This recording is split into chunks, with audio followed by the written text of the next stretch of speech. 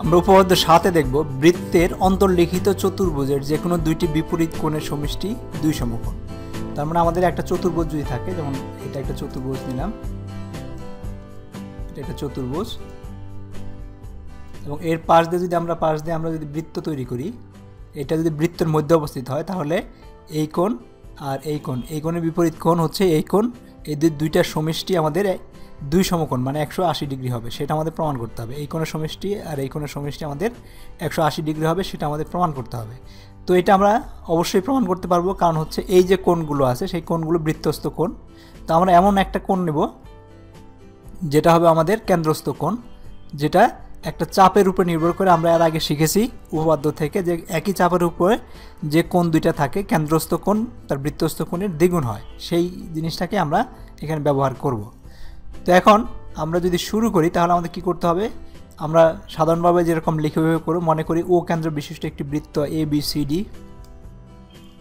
বা আমরা সহজভাবে লিখে দিতে পারি ও কেন্দ্র বিশিষ্ট একটি বৃত্ত নেই, একটা ও একটা কেন্দ্র, এই বিশিষ্ট আমরা একটা বৃত্ত নিলাম। বৃত্তের মধ্যে আমরা একটা কি আঁকবো, একটা চতুর্ভুজ আঁকবো। এখানে একটা চতুর্ভুজ, এখানে একটা চতুর্ভুজ, এইখানে একটা দাগ দিলাম, এখানে একটা দাগ দিলাম। তো আমাদের চতুর্ভুজটার নাম রেখে দিলাম ABCD, এবং এই নামে আমরা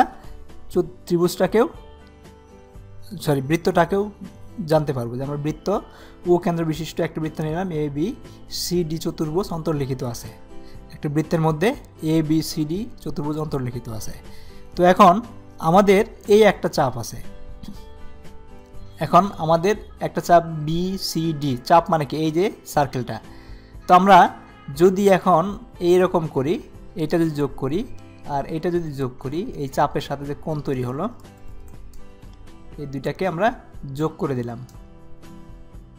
তো এখন প্রমাণ করতে হবে, আমাদের যে প্রমাণ করতে হবে সেটা হচ্ছে অ্যাঙ্গেল BABC,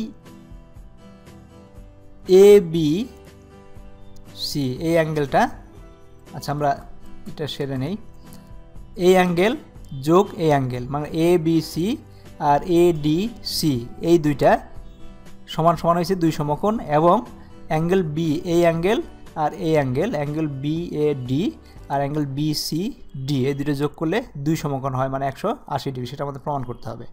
তো অঙ্কনে আমরা কি করব, প্রমাণ করতে চাইলে আমরা আগে এই কোণটাকে প্রমাণ করব, এই দুইটা একটা কোণকে নেই, আমরা ওই প্রমাণ করতে হলে আমাদের কী করতে হবে, আমাদের কেন্দ্রের সাথে যোগ করে দিতে হবে।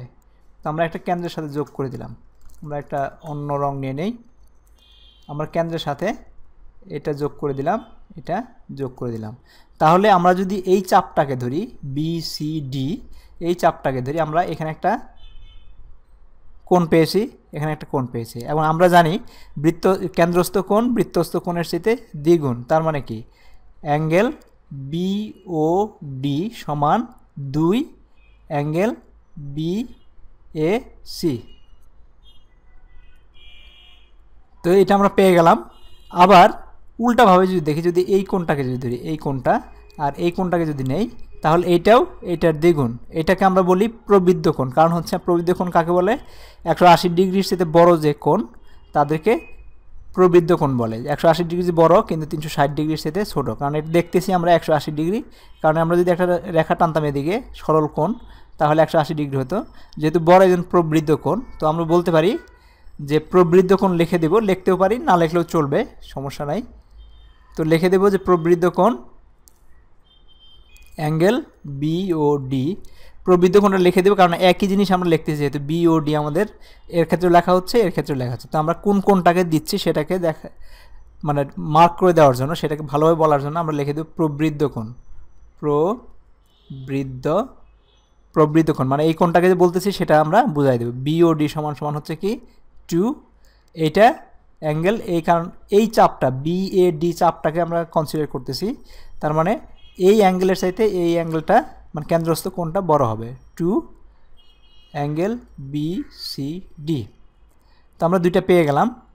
তো এইখান থেকে আবার একইভাবে যদি আমরা আরেকটা রেখা টানি, বা এই যে একইভাবে আমরা প্রমাণ করতে পারি যে এইটা, এইটা, তখন আমরা কি করব, আমরা এই দুটাকে যোগ করে দেব, এই দুটো যোগ করে দিলাম, আবার এই দুটা যোগ করে দিলাম, আমরা একটা কোণ পেয়ে গেলাম। তো সেটাই বলা হচ্ছে যে আমরা এইভাবে প্রমাণ করে দিতে পারি যে একই চাপ এডিসি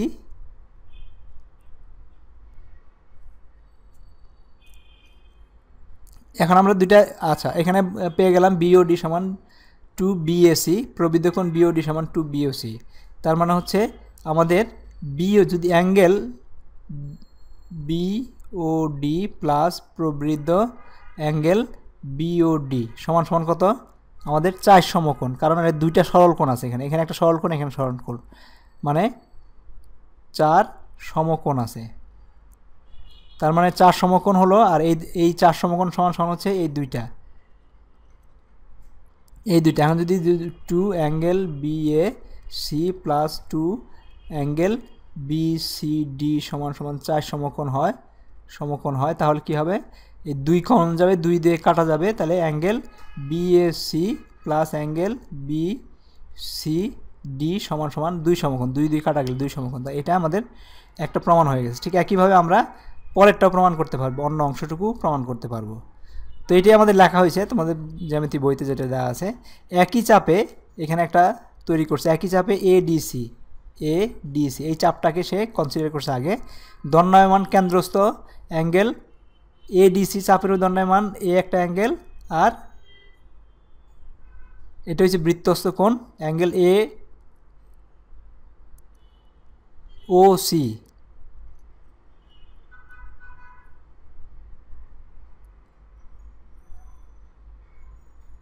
সমান অ্যাঙ্গেল 2ABC।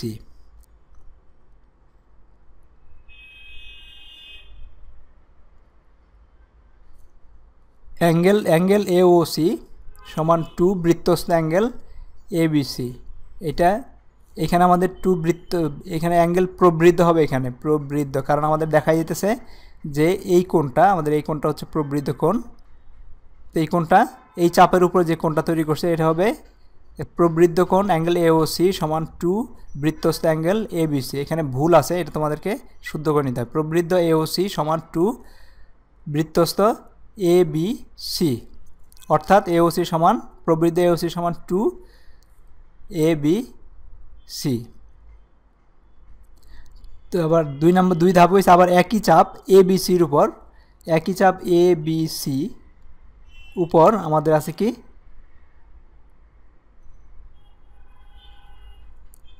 দণ্ডায়মান কেন্দ্রস্থ, ABCর উপর দণ্ডায়মান কেন্দ্রস্থ হচ্ছে কি অ্যাঙ্গেল AOC। এখানে হবে প্রবৃদ্ধ কোণ, এখানে হবে অ্যাঙ্গেল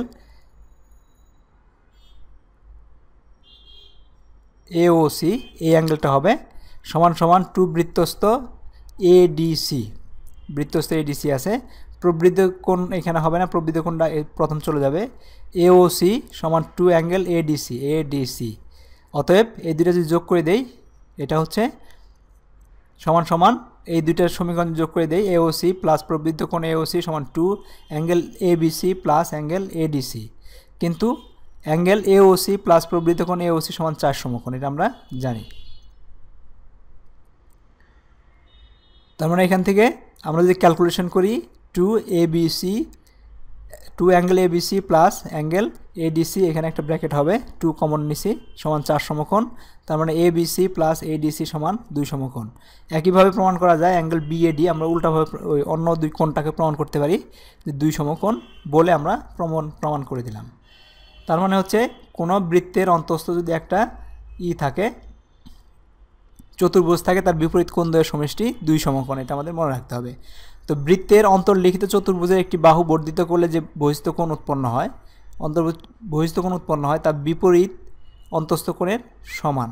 তার মানে আমরা এখানে বলা হচ্ছে অনুসিদ্ধান্ত যে আমাদের এইটার যে বৃত্তের অন্তর্ভুক্ত চতুর্ভুজে একটি বাহু বর্ধিত করলে, একটা বাহু যদি আমি বর্ধিত করি, যেমন এই বাহুটাকে যদি আমি বর্ধিত করি, তাহলে